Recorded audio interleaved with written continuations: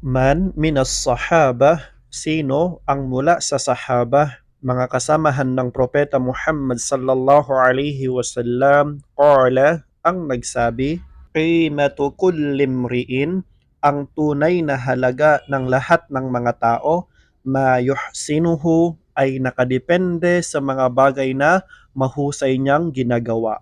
Ibig sabihin, sinong sahabi kasama ng Propeta Muhammad sallallahu alaihi wasallam ang nagsabi na ang tunay na halaga ng lahat ng mga tao ay nasusukat sa mga bagay na mahusay niyang ginagawa at ito'y hindi nakadepende sa yaman ng isang tao o kaya sa lahi ng isang tao o maging sa kanyang katungkulan.